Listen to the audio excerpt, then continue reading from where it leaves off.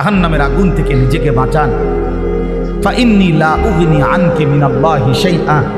বলতেন ফুফু, চাচা, আল্লাহর কসম, মেয়ে ফাতেমাকে বলতেন, ফাতেমা, আমি তোমারে মুহাম্মদের মেয়ে বললে, মুহাম্মদের চাচা এ কথা বললে, মুহাম্মদের ফুফু বললে আমি হাসরের ময়দানে কোনো উপকার করতে পারব না। নিজের ঈমান, নিজের সেজদা, নিজের তাকওয়া এটা দেখাইয়া হাসরের ময়দানে মুক্তি নেই। মুহাম্মদের স্বাস্থ্য ভাই কইলে হইতো না। নবী পাকের মেয়ে বললে হবে না, নবী পাকের চাচা বললে হবে না। নবীজির চাচা বললে যদি জাহান্নামের মুক্তি পাওয়া যায় তো আবু তালেব, আবু লাহাব, আবু জাহেল, আবু লাহাব তারাও তো বলবে আমি তো শাস্তি। কথা বলেন না কেন? তাইলে তখন কি হবে? এই জন্য নবী বলছেন না না, আত্মীয়তার পরিচয় হবে না, ঈমান আমলের পরিচয়। ফাইযা নুফিখা ফিস-সূর ফালা আনসাবা বাইনাহুম ইয়াওমাইদিন। আল্লাহ বলেন হাসরের মাঠ যখন কায়েম হবে, কেউ কাউকে কোনো আত্মীয়তার নসব মানে কি? আত্মীয়তা, বংশের কোনো পরিচয় হবে না। ওয়ালা ইয়াতাসাআলুন, কেউ কাউকে ভালো মন্দ জিজ্ঞেসও করবে না। ভাইজান কোনো কষ্ট হইতেছে কিনা চাচা? বসতে কোনো অসুবিধা হইতেছে? না না, এখানে কথা কই না, হাসরের ময়দানে। বুঝেন নাই? এখন না আমরা জিগাই যে ভাই সাহেব কোনো একটু আরামসে বসেন বা ওনার একটা চেয়ার দেন, ঠিক আছে না? চাচা যান মুরব্বী, ওনার একটু আগে বাইর হইতে দেন, ওনার আমরা এরকম বলি কি না বলে? তো আল্লাহ তাআলা বলেন কিয়ামতের দিন ওয়ালা ইয়াতাসাআলুন, কেউ কাউকে একটি শব্দ জিজ্ঞেস করবে না যে কষ্ট হচ্ছে কিনা। না না, লিকুল্লি ইমরিইম মিনহুম ইয়াওমাইদিন শা'নুন ইউগনি। আল্লাহ বলেন প্রত্যেকেই নিজেকে নিয়েই ব্যস্ত থাকবে। ইয়াওয়াদ্দুল মুজরিমু লাউ ইয়াফতাদি মিন আযাবি ইয়াওমিইদিন বিবানি ওয়া সাহিবাতিহি ওয়া আখি ওয়া ফাসিলাতিহি আল্লাতী তু'যি ওয়া মান ফিল আরদি জামিআ সুম্মা ইউনজি। বড় সাংঘাতিক আয়াত এটা। আল্লাহ বলে প্রত্যেকটা নাফরমান পাপী জাহান্নামী কিয়ামতের দিন আল্লাহকে বলবে, আল্লাহ আজকে এই হাসরের ময়দানে আপনি আমার ভাই, আমার স্ত্রী, আমার সন্তান, আমার মহল্লাবাসী, এমনকি গোটা পৃথিবীবাসীকে জাহান্নামে দিয়ে দেন, তবু আমারে বাঁচায় দেন। ওয়ামান ফিল আরদি জামিআ, প্রয়োজনে জমিনের সমস্ত মানুষকে জাহান্নামে দেন। সুম্মা ইউনজি, তবু আমারে বাঁচিয়ে দেন। এমন আগুন আমি সইতে পারবো না মাওলা। কারণ কোরআন শরীফে আছে যে সরাসরি হাসরবাসী আখিরাতে হাসরের মাঠে ফেরেশতারা জাহান্নামকে টেনে আনবে। ওয়াজিআ ইয়াওমাইদিন বিজাহান্নাম, জাহান্নামকে দুই চোখে দেখবে মানুষ। এই দেখেই তখন প্রতিটা নাফরমান বলবে, মাওলা এমন ভয়ানক আগুন যেটা ধাউ ধাউ করে জ্বলতেছে, তীব্র জাহান্নামের গর্জন, টকবক করতেছে আগুন। আল্লাহর নবী বলবেন জাহান্নামের বিকট গর্জনে গোটা হাসরের ময়দানের ইমানদার নাফরমান, আরে নবী, আউলিয়া, সিদ্দিক পর্যন্ত চিৎকার দিয়া বলবে, ইয়া রব্বি নফসি নফসি। জিব্রাইলের মতো সাহাবী ফেরেশতাদের কোনো গুণই নাই, চিন্তাও নাই। সেই জিব্রাইলের মতো ফেরেশতা হাদিসে আছে হাসরের ময়দানে জাহান্নামের দিকে তাকাইয়া মাটির মধ্যে নিজের হাত বাইরেতে হাত বাড়ি দিতে করতে বলবে, ইয়া রব্বি সাল্লিম সাল্লিম, আয় মাওলা আমারে বাঁচান, আমাকে। আল্লাহ তাআলা বলেন কাল্লা, কিন্তু আল্লাহ বলে কখনোই না। ইন্নাহা লাযা, রব্বুল আলামিন বলেন এটা জ্বলন্ত ধাউ ধাউ করে প্রজ্বলিত আগুন। নাজ্জাতাল লিশ-শাওয়া, রব্বুল আলামিন বলে না ফরমান এই মুহূর্তে জাহান্নামের আগুনে ফেলা হবে। প্রথম সেকেন্ডেই, প্রথম মিনিটেই নাজ্জাতাল লিশ-শাওয়া, সারা দেহের গোশত, চামড়া, হাড্ডি প্রথম মিনিটেই, এক সেকেন্ডেই একদম জ্বলে ভুনা হয়ে যাবে। নাজ্জাত অর্থ এটা মাশউই, মানে ফ্রাই হয়ে যাবে, ভুনা হয়ে যাবে, ভুনা এক মিনিটেই ভুনা হয়ে যাবে। নারুল্লাহিল মুক মুকাদা আল্লাতী তাত্তালিউ আলাল আফইদা। আল্লাহ বলে, বান্দা জাহান্নামের আগুন মনে রেখো আমি আল্লাহর জ্বালানো আগুন। এই আগুন তো আমি জ্বালাইছি। কে জ্বালাইছে?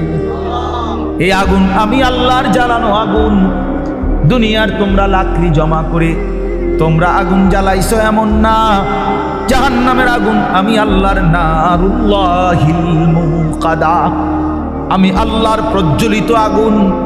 অতএব আমার এই আগুনে যখন ফেলা হবে, আল্লাতী তাত্তালিউ আলাল আফইদা, দুনিয়ার আগুন যখন কারো দেহের মধ্যে লাগে, ছুটাছুটি করে কিংবা পানি দিয়ে যে কোনোভাবে যদি রক্ষা করা যায়, তাইলে হয়তো হাত পুড়ে গেছে বাকিটা বাইচা গেছে, পাও পুড়ে গেছে বাকিটা বাইচা গেছে, এমন হয় কিনা? তো রব্বুল আলামিন বলেন, জাহান্নামের আগুনে যখন ফেলবে, আমার এই প্রজ্বলিত আগুন ফেলতেই প্রথম মিনিটেই বান্দা তোমার সারা দেহ এমনকি তোমার কলিজা সুদ্ধা প্রথম মিনিটেই জ্বালায় ফেলবে। একই সাথে একই মুহূর্তে বাহির এবং ভিতরের কলিজাটা সুদ্ধা ভুনা করে ফেলবে। আল্লাতী তাত্তালিউ আলাল আফইদা, আফইদা। কি মনে করছো নওজোয়ান? আগে নয়তো সিদ্ধান্ত নাও আখেরাত নাই, এবার বেডি চাও, কোনো অসুবিধা নেই। তুমিও ল্যাংটা হয়ে যাও, ছবিও দেখো ল্যাংটা। দেখো যুবক, আমি বললাম তুইও লুঙ্গি খুলে ফেল, কাপড় খুলে ফেল, নাফরমান। আর নর্তকীও দেখ, তোর কাপড়ও খুলে ফেল, নর্তকীর কাপড় তো খোলাই, যা দেখ।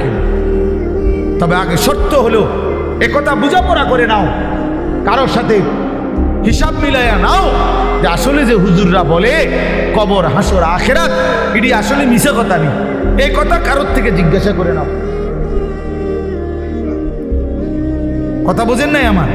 এটা যদি ফয়সালা হয়ে যায় যে হ্যাঁ এগুলো নাই, তো ঠিক আছে বন্ধু, নাচো গাও ফুর্তি করো, যা মন চায় তাই করো। কিন্তু এ কথার তো কোনো কাফেরও আজ পর্যন্ত বলে নাই যে কবর হাসর আখেরাত নাই। না, হিন্দুরাও তো স্বর্গ নরক কয় না? কথা বলেন না কেন? হিন্দুরা মরলে আমরা যেরকম কই মরহুম, হেরাতে কয় স্বর্গীয় উমক। তো হিন্দুরাও তো বলে, কাফের বেঈমানও তো বুঝে পরকাল। তুমি বুঝো না কেন?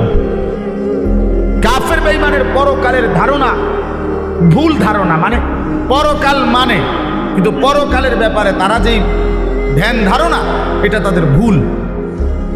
কিন্তু আমরা মুসলমান, আমাদের পরকালের ব্যাপারে বর্ণনা একেবারে স্পষ্ট। কোরআনুল কারীমের 3 ভাগের 2 ভাগে আখিরাত। আখিরাত নবী সাল্লাল্লাহু আলাইহি সাল্লামের সারা জিন্দেগীর চোখের পানি উম্মতের জন্য যে কাঁদছেন 23টা বছর। কি জন্য? আল্লাহ 23 বছর নবী কাঁদছেন উম্মতের জন্য। কেন? দুনিয়ায় যেন ভাত মাছে কষ্ট না পায় উম্মত, এই জন্যই তো না? কথা বলে, উম্মত যেন ভাতে মাছে কষ্ট না পায়, দুনিয়ায় বউ বাচ্চা লইয়া যেন সুখে চলতে পারে, এই জন্যই তো নবীর 23 বছরের চোখের পানি, নাকি? তাহলে কি জন্য? কথা বলেন না, কোন জায়গার জন্য কাঁদছেন? তো সেই আখিরাত মিথ্যা, নবীর 23 বছরের চোখের পানি মিথ্যা। তাহলে আপনারা কি বুঝলেন বাবা? যারা নামাজ পড়েন না, কেন পড়েন না? কি বুঝছে? মানে আমার লোকে আমার কথা হলো, আমার এটা মাঝে বুঝতে মন চায়, জানতে মন চায় যে একটা যুক্তি তো থাকবে যে হুজুর আপনি যত কথাই কন এটা এটা হইতো না, আমি এটা বুঝছি, আপনার নাম ওজন ধরলো আমি বুঝছি, তো এইটা আমারে বুঝাই কর না। আচ্ছা আমরা শুনি, কি দৃষ্টিতে তুমি বুঝলা আখেরাত নাই, পরকাল নাই, এই পাপের কোনো বিচার হবে না, এটা কেমনে বুঝলা? একটা যুক্তি তো থাকবে মানুষের। এই জন্য দয়া করে ভাবতে শিখি। আমি আমার সবটুকু দিয়ে বলতে, আমি আজীবন চেষ্টা করছি আমার এই ছোট্ট জীবনটা বলতে বলতে আজ আর শরীর অনেক কাহিল হয়ে গেছে, ব্যস্ততা অনেক বাড়ছে, কিন্তু শরীর কি হয়ে গেছে? দুর্বল হয়ে গেছে, দুর্বল হয়ে গেছে। কিন্তু তবুও চেষ্টা করছি বলে যাওয়া। অর্থ হইলে কথা বলা বাবা, আখেরাত সত্য, কবর সত্য, হাসর সত্য। প্রিয় বন্ধু, নষ্ট হইও না, ছেলেরা নষ্ট হইও না বাপ। পচে যাওয়া জিনিস কেউ গ্রহণ করে না, বখাটেকে দুশ্চরিত্রকে কেউ পছন্দ করে না, লম্পট চরিত্রহীন, নারী লুভী, জিনা বেবিচার, অসভ্যতা, মদ জুয়া আসক্ত এমন অপদার্থ জানোয়ারকে কেউ পছন্দ করে না। তারে কুকুরের সাথেই মানায়, মানুষের সাথে মানায় না। বেনামাজিকে জানোয়ারের সাথেই মানায়, ইমানদার মুসলমানের সাথে মানায় না, মানায়। হ্যাঁ, এজন্য এটা জরুরি বিষয়, এটা বুঝার বিষয়। কেন আমি নামাজ পড়ব না, কেন আমি হালাল খাব না? 30 বছর ধরে যারা সুদ খাইতেছেন, এই বাবা সংসারের অভাব পূরণ হয়েছে তো? বলেন না কেন? 30 বছর ধরে যেই বাটপারে ওজনে কম দেয়, এই বাটপার জিজ্ঞাসা করেন না যে বাটপার তোর এই 30 বছর ধরে যে কাস্টমার ঠগাস, তোর অভাব গেছিন না? যাবে কোনোদিন? তো তো লাভ হইল কি? কিরে এত সিটারি করে কাম তো লাভ হইল না, সিটারি যা করলা, কই সংসারের অভাব তো গেল না, কিস্তি তো শেষ হয় না, কিস্তি তো শেষ হয় না, প্রয়োজন তো শেষ হয় না। কই কিস্তি ইনকাম করে 90,000, কিস্তি চলে 6 লাখ। হ্যাঁ, কথা বলেন না কেন? কিস্তি কারণটা কি? বেডারে দিয়েও কিস্তি লইছে, বেডিরে দিয়েও কিস্তি লইছে, ফুতের বউরে দিয়েও কিস্তি লইছে, নাতিরে দিয়েও কিস্তি লইছে। সংসারের সবগুলো হারাম কর, বউ হারাম কর, স্ত্রীও হারাম কর, ফুতের বউ হারাম কর, প্রত্যেক কিস্তি যে লইছে তো হারাম কর। কথা বলেন না কেন? হ্যাঁ, মাতেন না কা নাইরে আপনি পাল্টা জবাব দেন। হ্যাঁ, কোন আমি শুনি, তর্ক করেন। কিস্তি মানে তো হারাম, সুদ মানে তো হারাম, সুদ মানে তো হারাম। তো বলে হুজুর না খাইয়া মরে যাবো নি? হ্যাঁ, মরে যাবেন। মরলে কি শরম নেই? কোনো মানুষ মারা গেলে এটা কি বেজ্জুতি নেই যে ছি ছি ছি জীবনে কেউ মরল না, হায় হায় নি, আস্তাগফিরুল্লাহ আস্তাগফিরুল্লাহ, এরকম শরমের কথা? লোকটা মরে গেল, বলেন মরে যাওয়া কোনো শরম? তো মরে যাবেন, অসুবিধা কি? আমারও তো অনেক সময় অনেকে বলে যে হুজুর না খাইয়া কি মরে যাওয়া? মরে যাবেন, আমার অসুবিধা কি? না খাইয়াই মরে যাবেন, অভাবে মরে যাবেন, ঠিক আছে, কিন্তু এরপরও তো চোখটা বন্ধ হইলে জান্নাতের দুয়ার খুলে যাবে। যে মাওলা অভাবে পড়ে গেছি তো তোমারে ছাড়ি না, খাইতে পাই নাই কিন্তু তোমারে ছাড়ি না। নবী সাল্লাল্লাহু আলাইহি সাল্লাম তো পেটে 2টা পাথর বাঁধছে। আপনারা আমাদের কার হালাত এমন হয়েছে ক্ষুধার কষ্টে? হ্যাঁ, পাথর বাঁধছেন, বলেন 3 দিন খান নাই টানা, এমন আমাদের কারো জানা মতে, আর আমরা বাদ দেন নিয়া, আমাকে জানা মতে বলে আমার চাচা একবার এরকম হয়েছে, আমার জ্যাডার একবার এরকম হয়েছে যে 3 দিনে এক লোকমা খাবার খায় নাই, এমন হয়েছে। চাচা আপনি শুনছেন? চাচা আপনি তো মুরব্বী বয়স্ক, আপনি বলেন চাচা, আপনি বলেন, এমন শুনছেন কোনোদিন? কিন্তু আল্লাহ নবী সাল্লাল্লাহু আলাইহি সাল্লাম যে দিনের পর দিন 3 দিন ক্ষুধার্ত ছিলেন, এ কথা কি আপনারা শুনেন নাই? তাহলে নবীজির চাইতে ক্ষুধার কষ্ট বেশি সয়েছে এমন উম্মত এই 1450 বছরও এখনো হয় নাই। সাহাবায়ে কেরাম, আবু বকরের মতো দামি সাহাবী, ওমরের মতো দামি সাহাবী, হযরত আয়েশা নবীজির স্ত্রী বলেন, রাআইনা হিলালান সুম্মা হিলালান সুম্মা হিলালান। নবীজির স্ত্রী বলেন, এক চাঁদ উঠছে, এটা ডুবছে, আরেক চাঁদ উঠছে, এটা ডুবেছে, আরেক চাঁদ উঠছে, এটাও ডুবছে। কয়টা হলো? কয় মাস? 3 মাসে আল্লাহর কসমে মসজিদে বসা।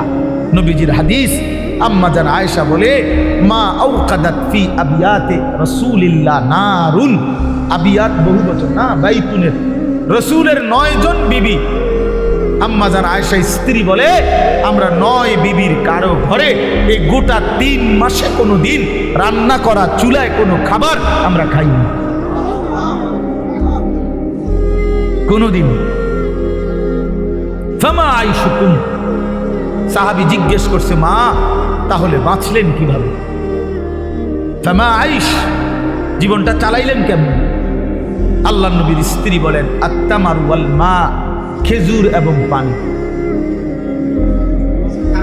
3 মাস খেজুর এবং পানি, সকালেও এটা, দুপুরও এটা, রাতেও এটা, শনিবারও এটা, রবিবারও এটা, সোমবার, মঙ্গলবার, বুধবার, বৃহস্পতিবার, শুক্রবার, প্রতিদিন একই জিনিস। এভাবেই জিন্দিগি পানি, খেজুর, খেজুর, পানি। খেজুরও তো অল্প, 1টা 2টা 8টা। খেজুরের দানা বাইটা পিসাইয়া পাউডার বানায়া সাহাবায়ে কেরাম খেজুরের দানা পানি ভিজায়া ছাতুর মতো বানায়া তারপরেও খাইছে। হ্যাঁ, এই জন্য আমার বাপ, আমি আমাকেও বলছি, আপনাকে শুধু না, আমরা আমাদেরকেও বলি, নিজেকেও বলি, নিজের ঘর পরিবার নিয়েও আলোচনা করি। তাহলে আমরা প্রত্যেকে ইনশাআল্লাহ আমাদের জিম্মাদারি মনে রাখি।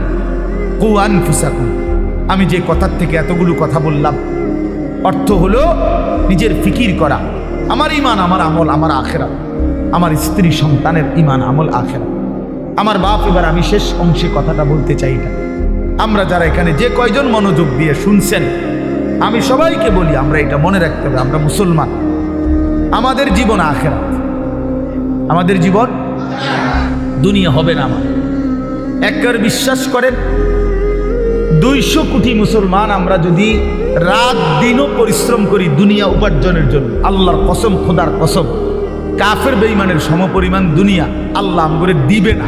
এটা আল্লাহর ওয়াদা, দিত না। মানে আমি হেবড়ারে কইলাম শাহাদাত, আপনি যদি মাথাও ফাড়াই এলাম, আমি টাকা 500তে চাইছেন, আপনি দিতাম না বেটা।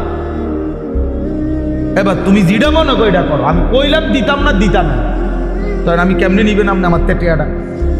কথা বুঝেন নাই আমার? আমি যে কইছি একেবারে কসম করে কইছি যে আমি টেয়াটা দিতাম না। তো আল্লাহ বলছে, বান্দা দুনিয়া আমি তোমাদের ইমানদারকে দেব না বান্দা, পুরো এটা আমার ওয়াদা, আমি দেব না দুনিয়া, আমি দেব আখেরাত। আখেরাতে আল্লাহ বলছে, বান্দা দুনিয়া আমি তোমার প্রয়োজন মাফিক দিচ্ছি, আর কাফেরকে দুনিয়া বেশি দিলাম, তবে আখেরাতে পুরাটা তোমাদের ইমানদারদের জন্যই বরাদ্দ রাখলাম, বেঈমানকে এক ঢোক পানিও পান করতে দেব না, এক ঢোক পানি। চোখটা বন্ধ হইলে কোনো বেঈমান আর এক ঢোক পানি পাবে না, এক লোকমা খাবার আর কোন দিন মিলবে না। লা ইউফাত্তারু আনহুম ওয়া হুম ফীহি মুবলিসুন। আল্লাহ বলে জাহান্নামী, জাহান্নামের আগুনে 1 সেকেন্ডের জন্য বিরতি পাবে না। লা ইউফাত্তারু, বিরতি হবে না। কি ভাই, তাহলে আপনি কি লেগে লাফালাফি করতেছেন? আমরা কেন এরকম পাগল হয়ে গেলাম? পারতেন না তো? দুনিয়া আমরা বেঈমানদের সমপরিমাণ হবে না, এটা আল্লাহর ওয়াদা, আল্লাহর ওয়াদা। তো যার হাতে সব, তিনি বলতেছেন আমি তোমারে দিতাম না, আপনি কীর্তন কারাগারি করেন কেন? এই সাফাসাফিটা করতেছেন, উনি কইলো দিত না, বলেন বলেন। একজন ফুট বিদেশ পাড়াইয়া আপনি এখানে বিরাট কিছু করে লাগবেন, কিতা এই ঘুরে ঘেরে ফাঙ্গাসার তেলাফিয়ারি আমরা জানি না। আর কিতা যার ফুট ইটালি এবারটা কিতা খায়? হ্যাঁ, যার 3 ফুট বিদেশ এবারটা কি খায়? হ্যাঁ, কি খায়? দৈন্যতা করলা, দুন্দুল ফুলকপি আর পাতা কপি, পারবের মুরকা আর কক মুরকা, আর কিতা খান আপনি? আপনি কি বাঘের গোস্ত খান নাকি? কা খাইবেন না আপনি ফুট ইটালি? আপনি কি লেগে হুদা মুরগের গোস্ত খাইবেন? এটি তো আমরা আঙ্গাল কাঙ্গালরাই খাই। আপনি তো প্রতিবেলা সিংহের গোস্ত খাওয়া দরকার, আপনি 3 ফুট বিদেশ। কই দুনিয়া কি ভোগ করছি আমরা? এই সামান্যটুকু দুনিয়া, 3 বেলাও তো আমরা ঠিক মতো সামান্য কুদুর খাবার খাই, এইটুকুর জন্য আখেরাত ছেড়ে দিলেন। একটা অটো ড্রাইভারের সারাদিন ইনকাম কত? সব যাইয়া তুইয়া 300 টাকাও তো থাকে না, এই 300 টাকার জন্য আল্লাহকে ছেড়ে দিলেন। একটা সিএনজি ড্রাইভারের ইনকাম কত? সারাদিনে 700-800 টাকাও তো থাকে না, সব মালিক জমা, গ্যাস, এরপরে রাস্তার যে খরচ, ওই যে জায়গায় জায়গায় টাকা দিতে হয় না, জিবি না কি কয় দিবে, এগুলো দিয়া ঠিয়া 700-800 টাকাও তো থাকে না। তো 700-800 টাকার জন্য মহান আল্লাহকে ছেড়ে দিলেন, 5 ওয়াক্ত নামাজ ছেড়ে দিলেন, 300 টাকার জন্য 1 ওয়াক্ত নামাজ পড়তে পারলেন না। 700 টাকা মিলাইতে গিয়ে এক ওয়াক্ত নামাজ পড়লেন না, হায় হায় নাফরমান, কত বড় নাফরমান। একটা চা দোকানদার, তার ডেইলি ইনকাম কত? 30,000। কথা বলে না? হ্যাঁ, তাহলে বড় জোর 500 টাকা। তো বড় জোর 500 টাকা বেটা নাফরমান, 500 টাকার জন্য আল্লাহকে ছেড়ে দিলি, এক ওয়াক্ত নামাজও পড়লে না। ছি ছি ছি ছি ছি। তোমরা যুবকরা বলো বাবা, 12,000 টাকার একটা মোবাইলের জন্য আল্লাহকে বাদ দিয়ে দিলা। কিছুক্ষণের এই নারী ছবি, বন্ধুদের এই আড্ডার জন্য এত বড় মহান আল্লাহ যে তোমাকে খাওয়ায় পড়ায় লালন পালন করে, তাকে বাদ দিয়ে দিলা বাবা। ইনসাফ না এটা। অতএব আমাদের কথা এটাই, আমাদের জিন্দিগি আখিরাত। আমাদের জীবন কি? আমাদের প্রস্তুতি কিসের জন্যে? আমাদের সারাটা দিন রাত কিসের জন্যে? কোরআন শরীফে আছে, আল্লাহ বলছেন অহুয়াল্লাযী জাআলা আল-লাইলা ওয়ান-নাহারা খিলফাতান লিমান আরাদা আন ইয়াযাক্কারা আও আরাদা শুকুরা। আল্লাহ বলেন, আল্লাহই রাত বানান, দিন বানান, প্রতিদিন এবং রাত এবং দিন এনে থাকেন পর্যায়ক্রমে। খিলফাতান বাই সিরিয়াল, একবার রাত একবার দিন, একবার রাত একবার দিন। কেন বানায়? আল্লাহ নিজে বলতেছেন, আমি রাত এবং দিন বানাই লিমান আরাদা আন ইয়াযাক্কারা, যারা যারা আমি আল্লাহকে স্মরণ করতে চায়, আমার ইবাদত করতে চায়, আমি তাদের জন্য রাত দিন বানাই। হ্যাঁ, আমার বান্দা যদি রাত না হয়, মাগরিব পড়বে কেমনে? পড়বে কেমনে? ফজরের নামাজ পড়বে কেমনে? আমার বান্দা সারা দিনের পরিশ্রমের জন্য বিশ্রাম করবে কেমনে? এই জন্য আমি রাত বানাইলাম। আমি যদি দিন না বানাই, তো আমার বান্দা ফজর পড়বে কেমনে? জোহর পড়বে কেমনে? আসর পড়বে কেমনে? হালাল উপার্জন কেমনে করবে? এই জন্য আমি দিন বানাই। তো আল্লাহ তাআলা বলেন, সেজদার জন্য, আমার হুকুম মানার জন্য আমি রাত বানিয়ে থাকি, দিন বানিয়ে থাকি। কোনো সিটার বাটপার, কোনো মদখোর ঘুষখোর, কোনো নারী লুবি, কোনো মোবাইলের অসভ্য উলঙ্গ ছবি দেখে নেওয়ালা নাফরমান, তোদের জন্য, তোদের বেঈমান নাফরমানদের জন্য রাত হয় না, দিন হয় না। রাত দিন হয় ইমানদারের সেজদার জন্য। এই জন্য বাটপার সিটারগুলো, লম্পট দুশ্চরিত্রগুলো, সুদখোর হারামখোরগুলো এই নামাজি ইমানদার বান্দাদের উসিলায় বাকিগুলা বাদ খায়। এদের বরকত, এদের বরকত। সিটার বাটপার চলে এদের উসিলা, নাইলে এগরে খাওয়াইল না। যদি সেজদাওয়ালা না থাকতো, যদি ইমানওয়ালা না থাকতো, যদি তালিব ইলম না থাকতো, যদি উলামায়ে কেরাম জমিনে না থাকতো, যদি আল্লাহর কোরআন পড়নেওয়ালা কেউ না হতো, আল্লাহর জিকির যদি উচ্চারিত না হতো, তাহলে কোনো নাফরমান বেঈমানের জন্য আল্লাহ পাক রাতও বানাইতেন না, দিনও বানাইতেন। আল্লাহ আমাদেরকে বুঝ দান করেন। অতএব এখন শেষ কথা হলো, আমরা যদি বুঝে থাকি এই কথাটা যে আমাদের মূলত জীবন আখেরাত, আমাদের প্রস্তুতি আখেরাত, আমাদের রাত আখেরাতের জন্য, আমাদের দিন আখেরাতের জন্য, আমাদের যৌবন আখেরাতের জন্য, কিশোর তোমার কৈশোর আখেরাতের জন্য, বয়স্ক বাবা আল্লাহ আপনাকে একটু হায়াত বেশি দিছে আখেরাতের জন্য, বিড়ি খাওয়ার জন্য না, চা দোয়ানে গপ মারার জন্য না, সারাদিন একটার পর একটা পান খাওয়ার জন্য না। আখেরাত আপনাকে দিছেন আল্লাহ তাআলা, জীবন হায়াত আখেরাতের জন্য। এই আখেরাত কামাই করার, পরকালের পাথেয়, পরকালের পুঁজি, কবর হাসর আখেরাতের পুঁজি সংগ্রহের একটা শ্রেষ্ঠতম মাস, একটা বড় সিজন, একটা বড় মৌসুম, এটা হলো মাহে রমজান। এই কথাটাই আমি বলতে, সিজন বুঝতে হয়। বুদ্ধিমান ব্যবসায়ী, হ্যাঁ বুদ্ধিমান কৃষক জমিনে ফসল করবার আগে সিজন চিনে যে এখন কোনটা লাগাইতে হবে। কথা বুঝছেন নি? সিজন হইলো আলুর, আপনি লাগাইছেন টমেটো, তাহলে হইতো না। সিজন চিনতে হবে, কোন সময় কোন তরকারির মৌসুম, কোন সময় কোন ফসলের মৌসুম। ব্যবসায়ীও সিজন বোঝে। হ্যাঁ, এখন রোজা, আপনি উঠাইছেন গরু ছাগল, না আপনি কাপড়ে না উঠেছেন।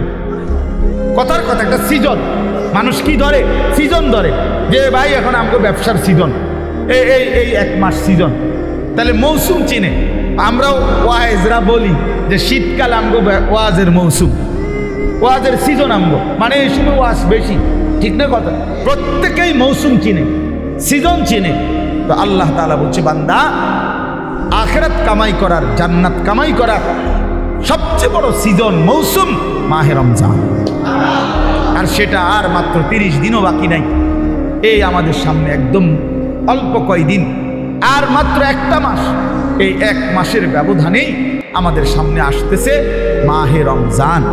আল্লাহ তাআলা বলছেন, ইয়া আইয়ুহাল্লাযীনা আমানু কুতিবা আলাইকুমুস সিয়ামু কামা কুতিবা আলাল্লাযীনা মিন ক্বাবলিকুম লাআল্লাকুম তাত্তাকুন।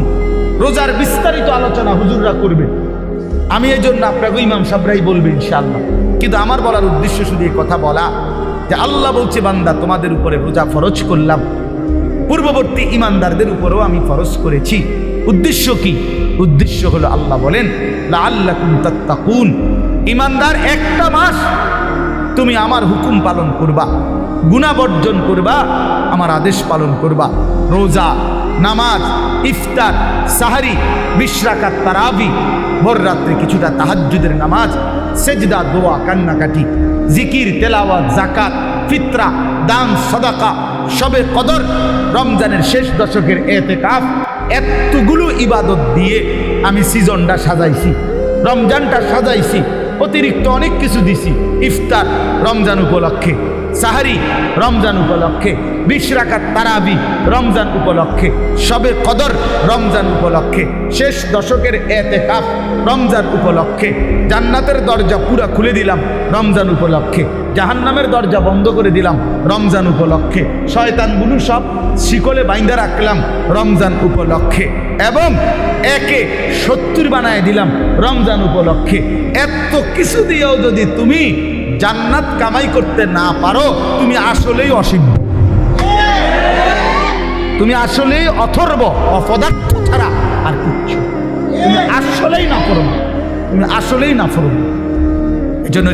এই জন্য নবীজি বলছে, যে মুসলমান রমজান পেয়েও কি করতে পারে নাই, গুনাহ মাফ করতে পারে নাই, আখিরাত কামাই করতে পারে নাই, তো জিবরাইল আইসা নবীজিরে বলছে, ইয়া রাসূলুল্লাহ, এমন নাফরমানের উপরে আল্লাহর লানত, আমি জিবরাইলেরও লানত। নবীজি বলছে আমিন, মানে আমিও মেনে নিলাম, যা জিবরাইল, আমি রসুলেরও লানত। এই জন্য রমজানকে যে কদর করে না, রমজানেও গুনাহ, চুরি, ডাকাতি, ওজনে কম দেয়, সুদ খায়, কিস্তি নেয়, ওই ছেলেরা তোমরা নাচ গান, মোবাইল, ছবি এই নিয়েই পড়ে রইলা, মা বোনরা বেপর্দা পড়ে রইল, মানে যে যেমন আছে এমনই রয়ে গেল। তো তার উপরে আল্লাহর লানত, ফেরেশতার লানত, তোর নবীর লানত, তোর রূপে খোদার গজব, তোর রূপে আল্লাহর লানত। আর এত জনের লানত নিয়ে সুখ কপালে জুটবে না, দুনিয়াতেও আখিরাতে। অতএব দয়া করে আমরা ইনশাআল্লাহ আজকের এই মুবারক মাহফিলে নিয়ত করি যে আমরা এবারের রমজানকে নিজের জীবনে কদর করব ইনশাআল্লাহ। সবাই গুনাহ থেকে পবিত্র হই। ছেলেরা, নওজোয়ান, মোবাইলের অশ্লীলতা ছেড়ে দাও বাবা, গুনাহ ছেড়ে দাও বাপ, এই উলঙ্গ ছবি, নারী, অশ্লীলতা, বেহায়াপনা ছেড়ে দিয়ে 5 ওয়াক্ত নামাজ পড়ো, আল্লাহকে ডাকো বাবা। আগামীর পৃথিবীতে ইনশাআল্লাহ তোমরা দেখো, সারা পৃথিবীর হিসাব, সারা পৃথিবীর জরিপ এখন। এই যে আমার আগে বক্তব্য দিন আপনি, হ্যাঁ, না চাচা বলছেন না, চাচা কি বললেন কোন একটা কথা, আমি তো এনওজি করতে করতে শুনছি যে এই 70-72 বছর বয়সে এই গ্রামে ছেলেরা যে এরকম একটা ফাউন্ডেশন করে উদ্যোগ নিছে, এটা প্রথম। আপনি বললেন না একটু আগে? আচ্ছা বলেন তাইলে এটার অর্থ কি? অর্থ হলো আমি ব্যক্তিগতভাবে এখন প্রতিদিন গড়ে 3-4টা বয়ানে যাই, এরপরও কুলাইতে পারি না। তো আমার বলার উদ্দেশ্য হলো, আমি যদি 100টা বয়ান করে থাকি মনে করেন মাহফিল, এর মধ্যে 98টা হবে যুব সমাজের আয়োজন সারা বাংলাদেশ। কথা, গতকাল আমি মহেশখালী ছিলাম, এই যেখানে কক্সবাজার মহেশখালী নাম শুনছেন না, ওখানে বাংলাদেশের বড় একটা তাপ বিদ্যুৎ কেন্দ্র হইতেছে ওইখানে, ওইখানে মাতার বাড়ি, তো ওইখানে ছিল। তো হাজার হাজার যুবক, হাজার হাজার, তার মানে সারা বাংলাদেশের নওজোয়ানরা আগাইতেছে আল্লাহর দিকে, কোরআনের দিকে, ইসলামের দিকে। সারা বাংলাদেশে আপনারা এখন চাচারা বলেন, আগে 20 বছর আগে যতগুলো মাদ্রাসা দেখছেন চারিদিকে, এখন গলিতে গলিতে হাঁটলে হাঁটলে চারিদিকে ডানে বামে মাদ্রাসা দেখা যায় না? তো বাড়ছে কিনা? অনেক বাড়ছে, 10 গুণ বাড়ছে, 50 গুণ বাড়ছে। সারা বাংলাদেশে প্রত্যেক বছর এখন বছরে বারবার বাংলাদেশের ছেলেরা কোরআনের হাফেজ হিসাবে সারা বিশ্বের আন্তর্জাতিক প্রতিযোগিতা 70 দেশ 100 দেশের সাথে 1 নম্বর 2 নম্বর হয়ে থাকে বাংলাদেশের ছেলেরা। তার মানে বোঝা গেল যে আলহামদুলিল্লাহ যুব সমাজ নওজোয়ানরা যেভাবে ইসলামের দিকে আগাইতেছে, আগামীর পৃথিবীতে এই নওজোয়ানরাই কালেমার পতাকা উড়াবে ইনশাআল্লাহ। হ্যাঁ হ্যাঁ, ইসলামের পতাকা উড়বে, বিজয়ের পতাকা উড়বে ইনশাআল্লাহ। তখন তোমরা যেই ছেলেরা নামাজি হবা, চরিত্রবান হবা, ইনশাআল্লাহ মনে রাখো তোমাদের হাতেই ইমানের পতাকা উঠবে। কোনো বাটপার, নারী লুবি, চরিত্রহীন লম্পট, বেনামাজি, অসভ্য তোমারে দিয়া মনে করো আগামীর পৃথিবীর কোনো কাজ হবে না, কেউ তোমারে নিবে না। আমি বলব এই জন্য চরিত্র হেফাজত করো, আখলাক হেফাজত করো। আমি দোয়া করলাম এই সুন্দর ফাউন্ডেশন আমাদের যেই কোনো পরামর্শ দরকার, শুধু ঘন ঘন মাহফিল না চাইলে আমার মাদ্রাসায় যাইবা, অসুবিধা নাই। প্রতি মাসের 2য় শনিবার আমাদের মাদ্রাসায় মাসিক ইসলাহি মাহফিল হয়। এই যে ফেব্রুয়ারি মাসের 8 তারিখ 2য় শনিবার হবে ইনশাআল্লাহ। আপনারা নওজোয়ানরা ছেলেরা তোমরা যাইও, বয়ান শুনতে যাও, দেখা হোক। কোনো পরামর্শ দরকার হইলে আমরা পরামর্শ দেব ইনশাআল্লাহ। কিন্তু ইনশাআল্লাহ আমার আশা এটা, আমরা বিশ্বাস করি আগামীর পৃথিবী যুবকরাই, নওজোয়ানরাই কালেমার পতাকা উড়াবে ইনশাআল্লাহ। অতএব আমরা যেন কেউ নষ্ট না হই, চরিত্রহীন না হই, চরিত্রহীন না হই। আল্লাহ আমাদেরকে তৌফিক দেন, কবুল করেন। আজকের এই মোবারক মাহফিলকে আল্লাহ তাআলা ভরপুর বরকত দান করেন। আর কিছু? আলহামদুলিল্লাহ রাব্বিল আলামিন। আল্লাহুম্মা আনতাস সালাম ওয়া মিনকাস সালাম, তাবারাকতা। হযরত ওমর রাদিয়াল্লাহু তাআলা আনহু তিনি যত জায়গায় মুসলিম গভর্নর পাঠাইতেন ওনার শাসন আমল, তখন এই মুসলিম গভর্নর মানে এখনকার ডিসি যেমন এরকম মানে, তো ওনাদের কাছে বলতেন যে তোমরা যে অঞ্চলে যাচ্ছ ওই অঞ্চলের ইমানদার মুসলমানদেরকে বলবে যে তারা যেন তাদের নারীদেরকে, মহিলাদেরকে সূরা নূর শিখায়। আল্লিমু নিসাআকুম সূরাতান নূর, তোমরা তোমাদের নারীদেরকে সূরা নূর শিখায়ো। কারণ নারীদের পর্দা, নারীদের সতীত্ব এবং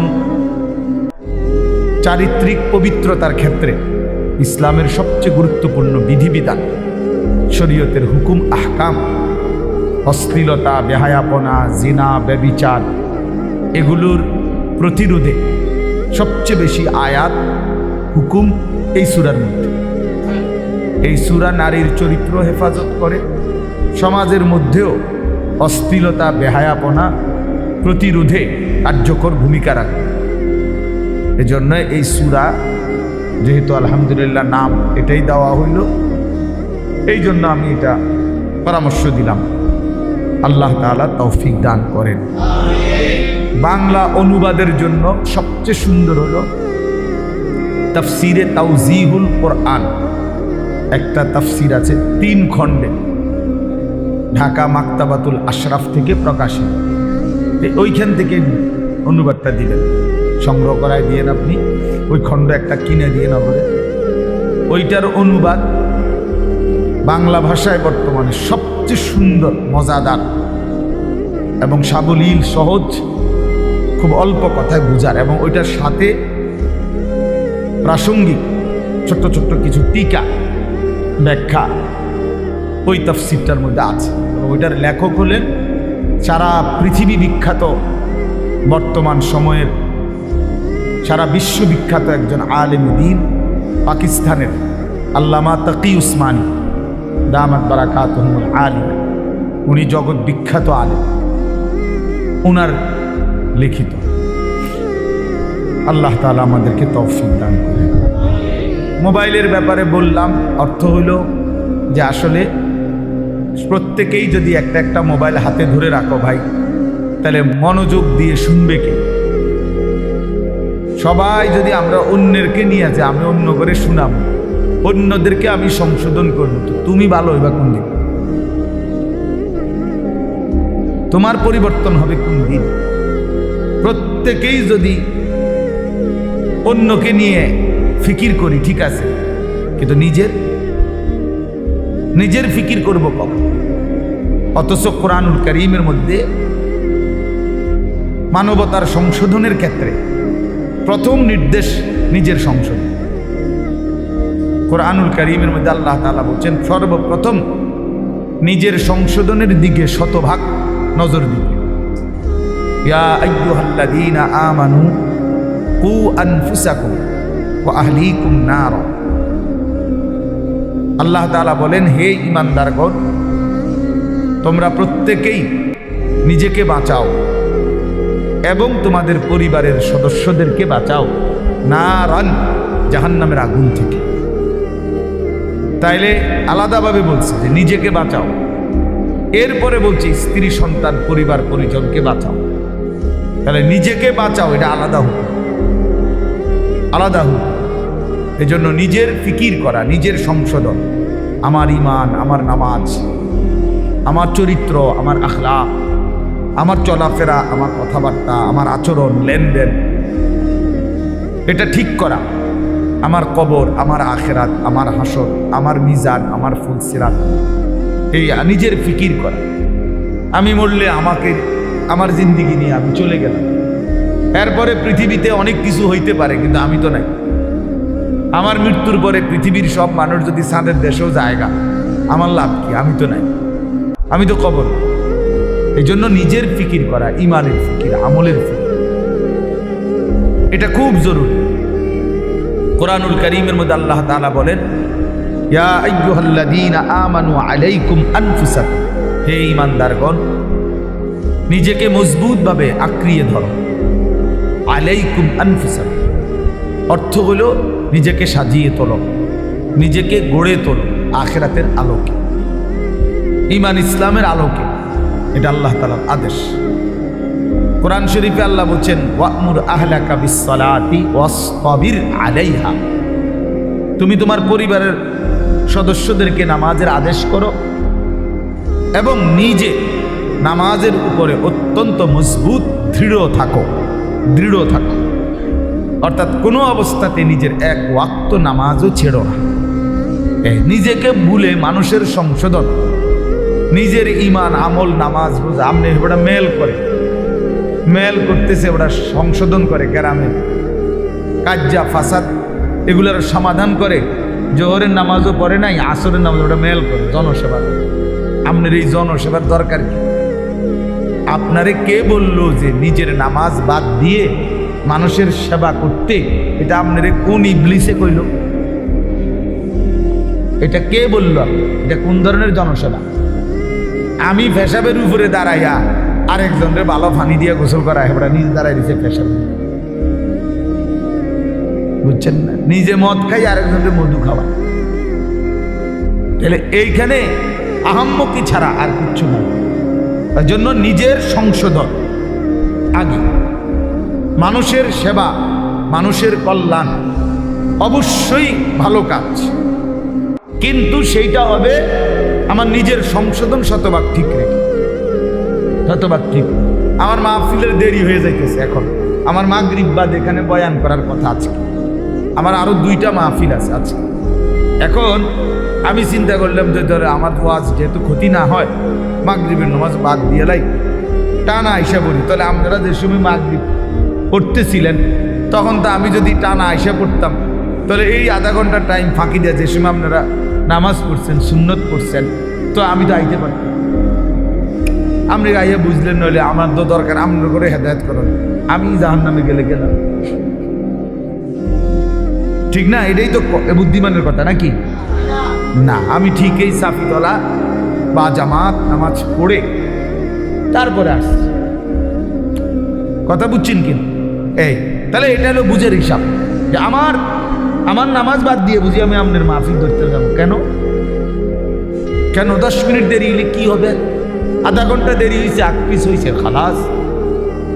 এই জন্য বললাম নিজের সংশোধনের ফিকির কিশোর, নওজোয়ান, বয়স্ক সবার মধ্যে বাবা এটা দরকার।